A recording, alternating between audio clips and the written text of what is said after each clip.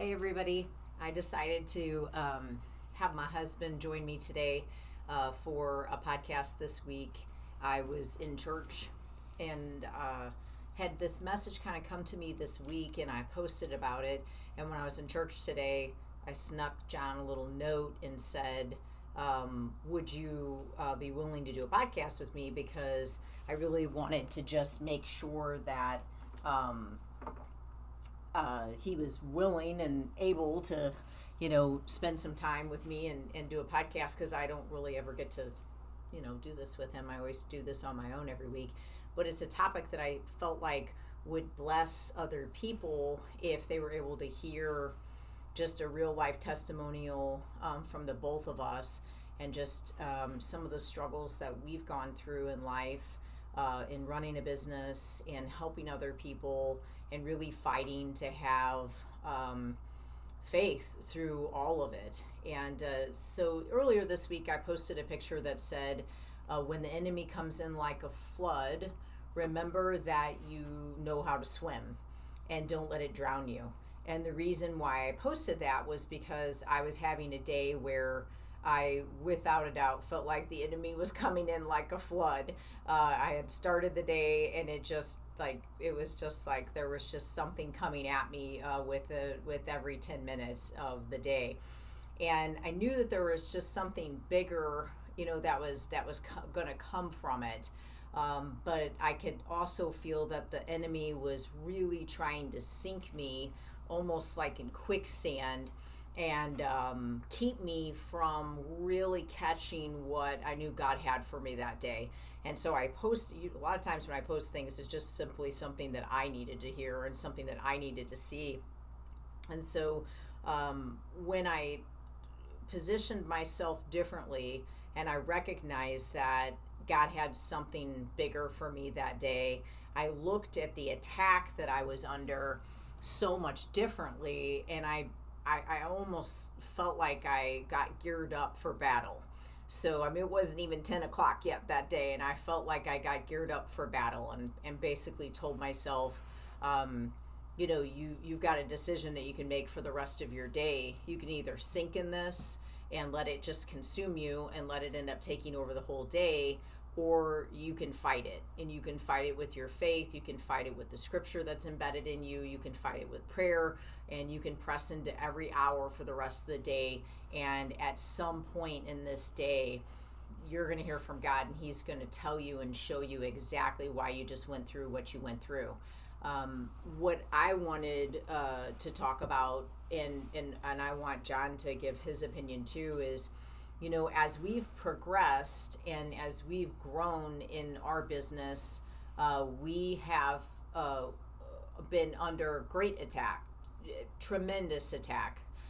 Me personally, as I was growing our business in the beginning, before John even came, into the picture, I had, like national attack. I even just recently, we had someone still talking about me on a Joe Rogan post, and it was just like, good night. There's just people that just have nothing better to do but to criticize. And so I've always really tried my hardest to not really put my focus in areas like that. I've really tried to put my focus on, what does God need from me today? What is God having me do today? What are my responsibilities for the Lord today?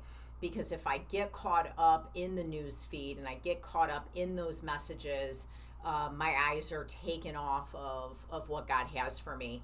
And so what I've noticed is as John and I have paired together with the business, and we've moved forward as a couple to try to grow it and to try to transform lives on a much, broader scale, the enemy has come in like a flood, and he'll try to attack our marriage. And he'll try to attack us individually. And so I'll see the attack on him, and I'll get in faith, and I'll try to help him release that. He'll see the attack on me, and he'll get in faith, and he'll try to help me to release that. But then it actually happens to where I truly believe that the enemy tries to use us against each other. Yeah, as recently as yesterday. I mean, yesterday we were in a situation where we were having a conversation, and if this doesn't tell you something, it should. I can't even remember what we were talking about. And at one point, I remember getting irritated, and I got angry, and then she said something, and then I said something, and then I was explaining what I meant, and she was explaining what she meant. But instead of just having a conversation about it, it felt almost argumentative. And so then it got to a point where she said something, and I was so frustrated. And I don't even remember what I said, but I was like, just annoyed, you know? And she actually said, "What are we even arguing about?" And I was so mad, I hit the counter. I'm like, "I don't know." And it's like, then what are you so mad about? Like, what is that frustration? It's illogical. You know, what am I doing sitting here being so upset and so mad? And you take a step back and you say, oh my gosh, I'm not actually upset about anything. What's happening is the enemy has come in and he says, oh shoot, this couple, they're on the precipice. Something's about to change. There's something really good about to come from the conversation they're having and the way they're working together. And if I don't find some way to weasel in there and get some kind of strife to happen, that's actually going to happen. And it's not going to be good for me. That's what the enemy's saying. And so at the end of it, I have to sit there and I'm left with this frustration. And I'll tell you, you know, my whole life up to this point, that frustration would translate into hitting things like walls. And, you know, I remember being a kid and I threw a baseball at a window, broke my window in my bedroom. My mom was horribly ticked off. You know, it's like I can look all the way back at that stuff. But now it's like you got to understand who is actually attacking you.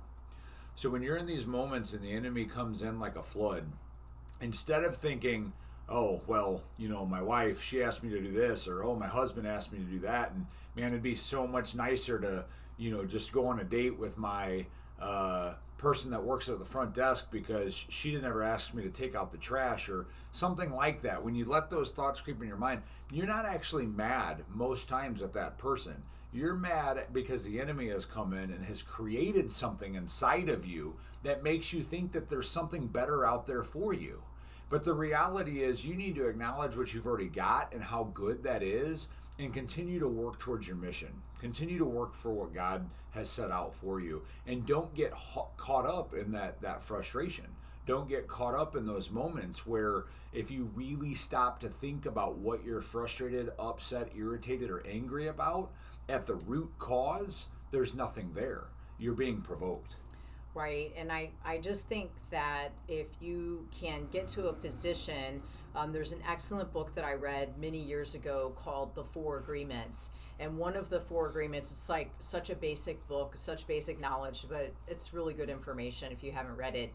One of the four agreements is don't make assumptions. And a second four agreement is don't take it personally. You know, and the reality is that an assumption is creating a story.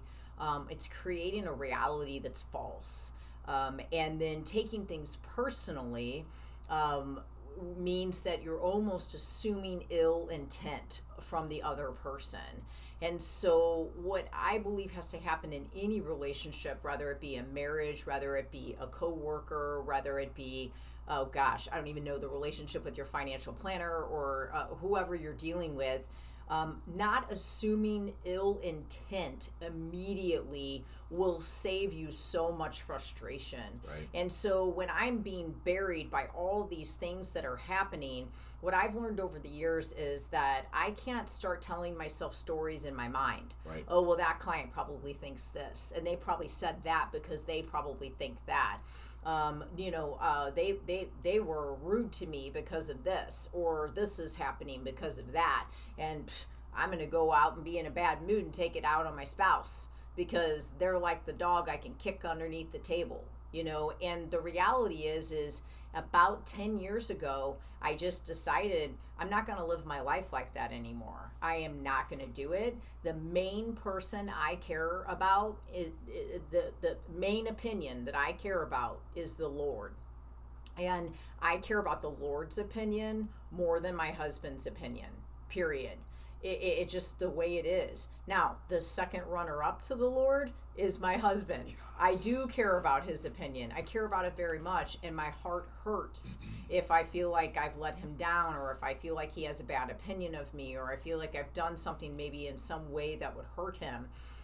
But the reality is that, again, probably 10 years ago, I just honed my anger and I gave it to the Lord. And I've just said to myself, when I act in strife, when I spout out at the mouth and say things that I shouldn't say, God, you're not in that, and I'm going to hurt someone with those words. And sometimes you can't take back the things that you've said and the hurt that it can cause someone. So when you are being buried by so many troubles in your life, and we've had financial troubles, which grace be to God, we've overcome, but we've had them. We got shut down for 2 months, and we had to overcome it. We've had physical health issues.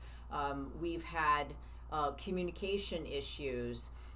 We've had just, you name it. We've gone through it, and we've come to a place where we've had to realize that there's a criteria that has to be set forth.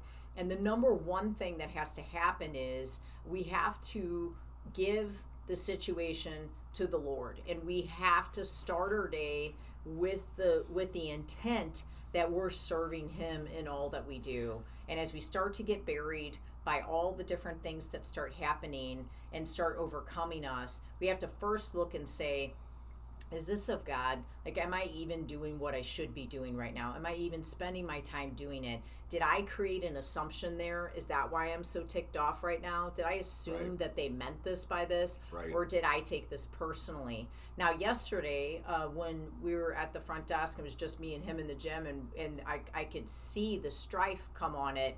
I just took a step back and I said, the only person that we should be mad at right now is the devil, because he just came in this situation. He tried to take over this situation.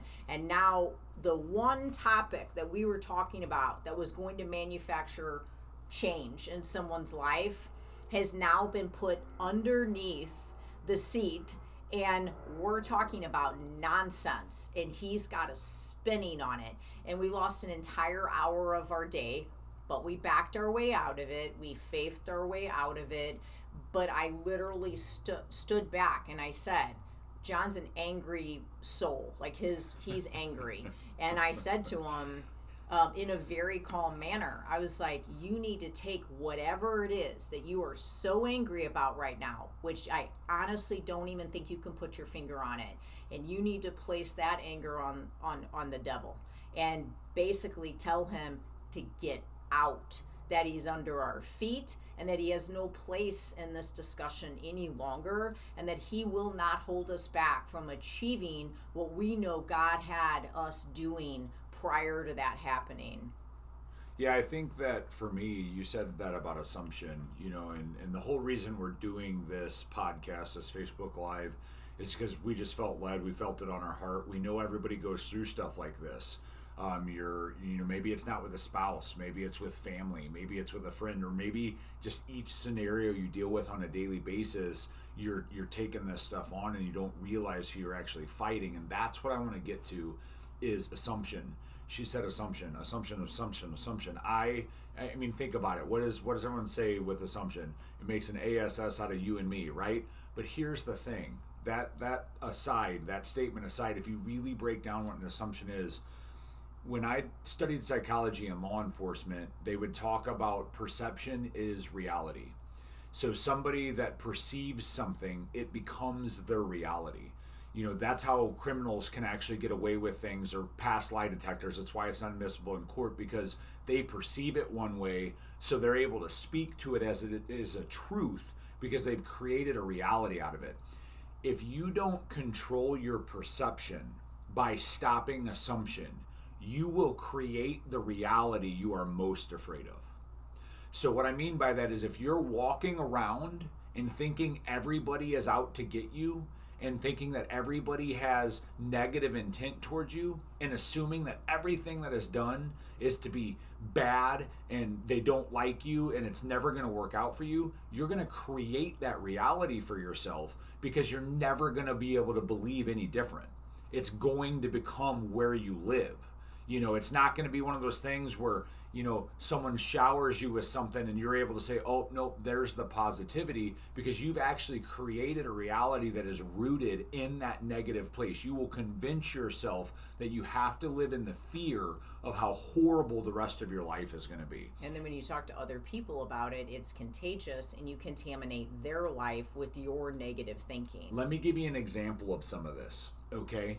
Debbie and I we're spouses, we're married, we're best friends, and we're business partners. We own a gym together, okay? And so when we talk about business, I come from a position where when Debbie and I were first together, we were friends, and I quit my career in law enforcement, for those of you that don't know the story, and I actually went to work for her as a part-time personal trainer. And then from that position, I went on to become a manager of a facility that we worked out of, and then we became business partners and opened the facility that we live in now. There is an insecurity, a lack of humility, and a piece of selfishness inside of me that still equates myself to not being good enough to be her business partner and sees myself as a employee of hers from back when our friendship first started and back when I first started to work for her. So something that I've struggled with as our relationship has grown and as our business has grown and as tasks have required more work from me is I'm a very forgetful person. And so Debbie does a really good job of reminding me of things. Again, not with any form of negative intent. The intent is to make sure that the task gets done. And since she is good at remembering things, she uses that skill set, that asset, to help me because she knows that I can actually accomplish the task, but I require the assistance in the memory. For the longest time, what would happen is when she would give me that reminder, instead of saying, thank you so much for using your skill set that I lack to help me to get through this, it was immediately, well, why are you telling me that? Why do you think I can't remember that? Do you think I'm stupid? Like, oh my gosh. And then that comes that, well, that's my boss. I answer to her. I'm doing this wrong, and this is horrible, and I'm a terrible person, and I can't even do my job right. And then comes the enemy to say, well, if you were still a police officer, you wouldn't have to have this conversation with your spouse, because you would just talk about police work and she would talk about what she does for a living. And next thing you know, I have myself convinced that we shouldn't even own a business together. That's how it goes. And so at the end of the day, the reality is that she's just saying, hey, you have to do that thing and you do it better than me and it needs to be done. Do you remember to do that? And I'm like, oh shoot, I forgot to do that. I'm going to go get it done, and we move on. But the enemy comes in and reminds me of all of this garbage that isn't true, and it becomes my reality. And I can stay there for an entire day. That's an example. Or maybe, and another example would be, we have trainers here, and our trainers, they're employees, yes, but I mean, they own this business too. Without them, this business wouldn't function. So another place that I could get hung up historically is, well, what if one of them wants to leave? And I wonder if they're talking to people, and I wonder, what if it's this? And, and it's like you run down this rabbit hole, but all it is fear. And so you're allowing the enemy to come in the form of fear to shake your faith in God, your faith in humanity, your faith in your friends, your faith in your family. And at the end of it, none of it is actual reality. And there's a motivational speaker, I think it's, is it Eric Thomas, that says, fear isn't real. It is a belief in something that has not ever and may not ever come to pass. It's like, you really want to get hung up on that?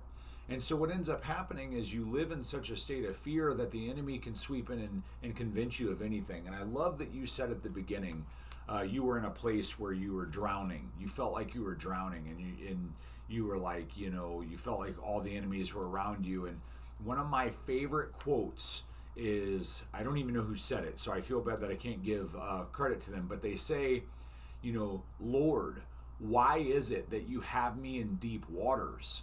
And then God responds, because your enemies don't know how to swim. So sometimes you're going to feel in over your head, but you got to understand that someone's got your back, and it's your job to acknowledge who the enemy actually is. Because if you're arguing with your spouse, like I was guilty of literally last night, and you have no idea why you're arguing with them, you're fighting the wrong fight. You're fighting the wrong battle. You're fighting the wrong person. Because I've taken my anger at the real enemy and I've trajectorized it towards the wrong person. I don't even know if that's a real word, but right. I've aimed it at the wrong person. At the end of the day, it weakens her. I'm not going to do as good of a job serving God. And then I get to feel bad afterwards because I know I was wrong. So if you can just learn to control the battle by saying, who is actually fighting me here? What is the actual argument that needs to be had here? Anger is an interesting thing. Everybody thinks anger is bad, peace, love, and yes, I agree with all that. But I also agree that anger is strength. You can use anger, but you've got to put it in the right spot. I think the Bible even talks about times that God's angry. But if you don't aim it in the right direction, that anger is destructive. And you've got to learn to go to war with the enemy, not with the people that love you. Like I said, just in that quote, if the enemy comes in like a flood, remind yourself that you know how to swim and have a creed that you follow each day. I will not disrespect my husband. That's right. I will not curse at him. I will not yell at him because I reverence him the same way I do the Lord. And when I come in and I go to work, I respect the people that work for me, because God gave me them. Absolutely. And no matter what circumstances are coming at me, no matter how hard the finances look, no matter how difficult the trials are, no matter how much they start stacking up, at the end of the day, I have so many scriptures at the tip of my tongue to remind me of how and why God will cause us to overcome. And I don't know how long it's going to take. I don't know exactly how he's going to do it, but I know I'm going to stay in faith every single day, and he's going to get us through it. So we just wanted to put this short message out there and let you know that our Facebook pictures that the photographer takes probably makes us look perfect. People say that all the time, like, oh, you guys, we're not. Perfect dream couple. Yeah. We're the perfect dream couple because we're willing to fight. And we fight for each other. Yeah, and we fight because the Lord's given us the strength to do it. And we know that God has a mighty call, a mighty, mighty call in our life. And with that comes a lot of attack. And so another level, another devil. Right. So we suit up every single day and we take on that attack. But when you sense and see that he's working the two of you against each other, you gotta take a step back. You gotta take a stance, and you gotta be willing to say, "Not today, devil. Not today. My God's bigger than that." And you gotta see it for what it is. You have to take a minute to step back and say, what are we fighting over? Yes. And are we actually on opposing sides of this? Right. And I will bet you that most of the time, if you are married to the person you're supposed to be with, if you're truly together, you're not fighting each other. The only reason you're fighting each other is because the strife is coming. And I mean, when we're together, we can take on anything. There's nothing that we can't do. There's no one that we can't help. There's literally nothing that can't be done. We can do it together through Christ. But when we're against each other, it all just falls apart. Yep. And we become sick. We become completely stressed out. There's just so many things that start carrying. But growth, we've had growth. I mean, it's just taken years where we've had to learn these things. That's what I want to get back to. Growth from the Word of God, growth from prayer, growth from Pastor Jeff and Patsy. Our pastors, our pastors talk about that, about how they were, the beginning wasn't easy. It was rough.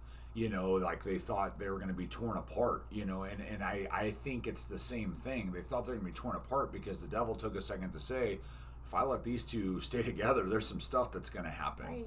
Right. So take a minute. Can't get them apart. Take a minute and really stop to acknowledge. Like, are you really that mad that your significant other asked you to take the trash out when you got home at the end of the night? Are you really that irritated that that event occurred the way it occurred? Do you really know that that person that honked at you from behind you is actually ticked off at you and thinks you're an idiot?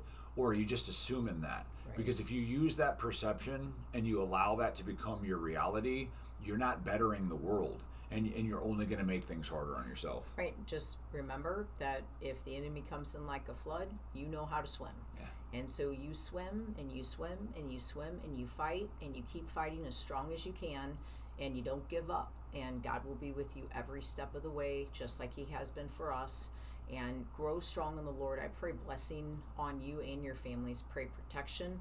I pray just a mighty faith comes in your heart, and that you're willing to fight for the will of God for your life, and that you refuse to give anything else attention, and that he becomes your priority in all things that you do. And I pray great blessing on your families. Thank you for joining us, and I'm so glad that John joined me. I love him. He's so giant. Thank you all. God bless you all. Thanks for being here.